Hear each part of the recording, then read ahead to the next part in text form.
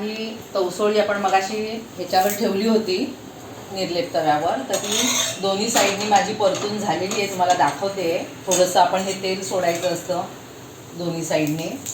तुम्हाला अमूल बटर पाहिजे, तुम्ही अमूल बटर, साजूक तूप तिन्हीपैकी कुठलाही वापरू शकता. आणि हे अशी दोन्ही साईडनी बघा तुम्हाला दिसते आहे ना, एकदम कलर बदलला आहे, तांबूस कलर आलेला आहे. तर अशी ही मस्त तवसोळी आहे आणि ही तुम्ही लहान मुलांना पण डब्यामध्ये शाळेमध्ये देऊ शकता. नाश्त्याचा हा छान प्रकार आहे.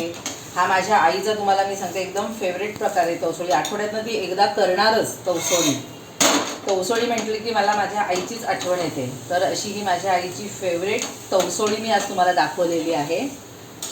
तर आता हे पण गॅस बंद करायचं आहे आणि ही अशी डिशमध्ये, मग अशी मी तुम्हाला म्हटलं ओल्या खोबऱ्या नारळाचं, कोथिंबीर, थोडं डाळं, लसूण, साखर, मीठ थोडीशी घालून चवीला अशी ही चटणी आपण केलेली आहे.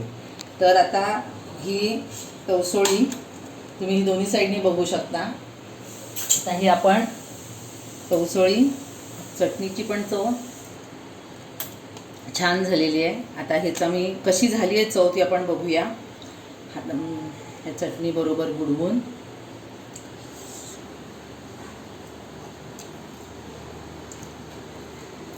मस्त परफेक्ट एकदम चुरचुरीत आणि छान अशी झालेली आहे.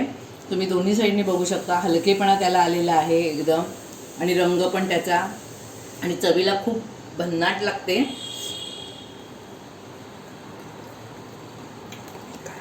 तर अशी ही मस्त तवसोळी तुम्ही पण करा, जी खूपच चविष्ट लागते आणि एक तुम्हाला नाश्त्याचा वेगळा प्रकार मुलांना डब्यात द्यायला नाश्त्याला अशी तवसोळी तुम्ही पण करून बघा. पण तवसोळी करणार आहोत. आता तुम्ही म्हणाल तवसोळी म्हणजे काय, तर तवसोळी म्हणजे काकडीचं घावन. आता त्याला तवसोळी नाव कसं पडलं, तर तवस म्हणजे जी मोठी काकडी असते त्याला आपण तवस म्हणतो आणि त्याच्यापासून केलं जातं म्हणून त्याला तवसोळी म्हणतात.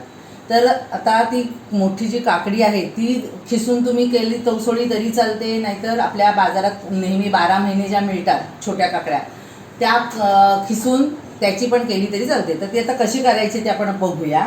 तर इथे मी 2 वाट्या अंदाजे, ह्या 2 वाट्या मी ती काकडी खिसून घेतलेली आहे. म्हणजे काकडी मधोमध चिरायची आणि खिसणीवर खिसायची, त्याचं साल टाकून द्यायचं. फक्त आपण हा बघा हा गर घेतलेला आहे.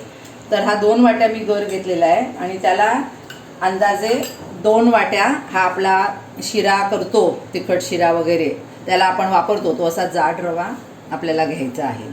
तर तो 2 वाट्या रवा तो कमी जास्त प्रमाणात आपण करू शकतो. ह्याच्यात काय वेगळं पाणी घालायची गरज नाही. हे जे काकडीचं आपल्याला पाणी सुटलेलं असतं तर त्या पापण्यामध्येच आपण हे भिजवायचं आहे. ह्याचं म्हणजे जितकं मिळून येईल तेवढं ते बघायचं. आणि त्याच्यामध्ये आपण हे 4 हिरव्या मिरच्या आहेत त्याचा मी ठेचून घेतलेला आहे खलबत्त्यामध्ये आणि तो आपण ह्या 4 मिरच्यांचा ठेचा ह्याच्यामध्ये घालतोय तिखटपणा येण्यासाठी. परत आता आपल्याला अंदाजे मीठ घालायचं आहे, आवडीप्रमाणे किती लागतं त्याप्रमाणे. मी अंदाजे इथे 2 चमचे मीठ घातलेलं आहे. आता हे सगळं आपण मिक्स करायचं आहे व्यवस्थित. लागलं तर थोडंसं पाणी घालायचं, असं काही नाही आहे, किंवा पातळ असेल तर थोडा रवा घालायचा. मी अंदाजे प्रमाण तुम्हाला सांगितलं आहे. 2 वाट्या खिसलेला जर काकडीचा गर झाला असेल तर त्याला अंदाजे 2 वाट्या जाड रवा घ्यायचा आणि तो असं 5-10 मिनटं जरासा हलवायचा. हाताने तो छान केला जाईल, मळला जाईल. त्याच्यामध्ये आपल्याला लागेल तसं थोडं आपण पाणी घालणार आहोत, हे मिरचीचं आणि ह्याचं धुवून घेण्यासाठी. मिरचीची वाटी, तर हे आपण थोडंसं पाणी घातलेलं आहे ह्याच्यामध्ये. आणि हाताने जर केलं तर ते जास्त मिळून येईल म्हणून आपण हाताने जरा ते केलं तरी चालेल, पळीने केलं तरी चालेल. हे चांगलं एकजीव करून घ्यायचं. सगळीकडे मिरची त्याची लागली पाहिजे, जी आपण ठेचून घातलेली आहे ओली मिरची तिखटपणासाठी ती. आणि हे कसे रव्याने करतो ना, आता तांदळाच्या पिठामध्ये पण केलं जातं, पण ते जरा मऊ वाटतात. हे जरा जाड रवा आपण वापरतो ना, त्याच्यामुळे त्याला जरा चुरचुरीतपणा म्हणतो ना, तर तो येतो. म्हणून आपण ते जाड रव्यामध्ये करतो. काही जण ह्याच्यात अर्धा जाड रवा अर्धं तांदळाचं पीठ असं मिक्स करतात, किंवा नुसतं तांदळाच्या पिठाचे पण करतात. पण आमच्या घरात हे जास्त आवडतं आणि त्याच्यामुळे मी जाड रवाच वापरते, तो जास्त. आता ह्याची चव बघूया आपण. बरोबर मीठ वगैरे परफेक्ट. तर आता आपण हा नॉनस्टिक तवा घ्यायचा, किंवा तुम्ही बिडाचा पण वापरू शकता. आता इथे मी गॅस पेटवलेला आहे, चांगला मोठा गॅस केलेला आहे. त्याला असं थोडंसं आपण तेल लावणार आहोत. नॉनस्टिक जरी असला तरी देखील आपल्याला थोडंसं पहिला चिकटू नये म्हणून आपण हे लावणार आहोत. आता हे आपण हाताने पण घालू शकतो. पिठासारखं कट झालं असं आपण हे करणार आहोत. जसं कमी जास्त तुम्हाला पाहिजे तसं तुम्ही हे थापू शकता. नंतर जाड पातळ प्रत्येकाची आवड वेगवेगळी आहे. हे एकदम जाड पण नसतं आणि एकदम घावण्यासारखं पातळ पण नसतं, मीडियम असतं. आता हे असं ठेवायचं आहे. आता हवं तर आपण ते झाकून ठेवू शकतो.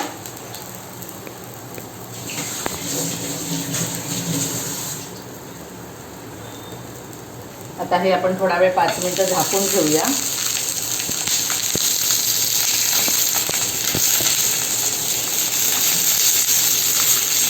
थोडा मीडियम गॅस ठेवते मी.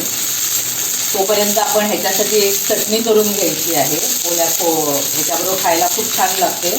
आपला ओला नारळ, त्याच्यामध्ये 2 मिरच्या, कोथिंबीर, तुम्हाला जशी आवड, मीठ, मिरची, लिंबू, थोडा साखर चवीला, थोड्या 4 लसणाच्या पाकळ्या, अशी ती चटणी त्याच्याबरोबर खायला छान लागते.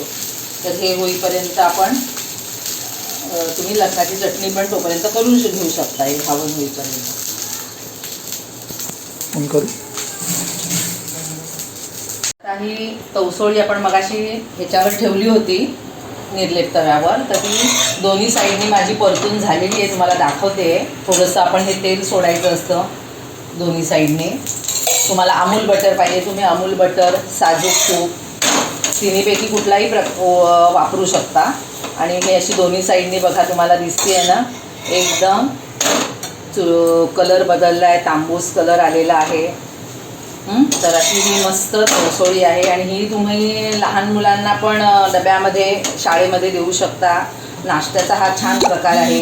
हा माझ्या आईचा तुम्हाला मी सांगते एकदम फेवरेट प्रकार आहे तवसोळी. आठवड्यातनं ती एकदा करणारच तवसोळी. तवसोळी म्हटली की मला माझ्या आईचीच आठवण येते. तर अशी ही माझ्या आईची फेवरेट तवसोळी मी आज तुम्हाला दाखवलेली आहे. तर आता हे आपण गॅस बंद करायचा आहे.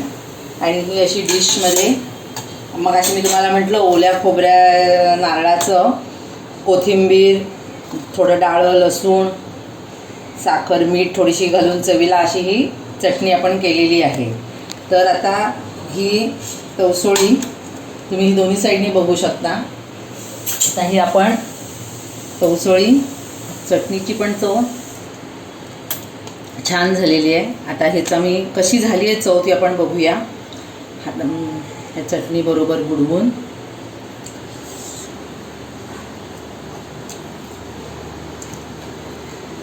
मस्त परफेक्ट, एकदम चुरचुरीत आणि छान अशी झालेली आहे. तुम्ही दोन्ही साईडनी बघू शकता. हलकेपणा त्याला आलेला आहे एकदम, आणि रंग पण त्याचा, आणि चवीला खूप भन्नाट लागते.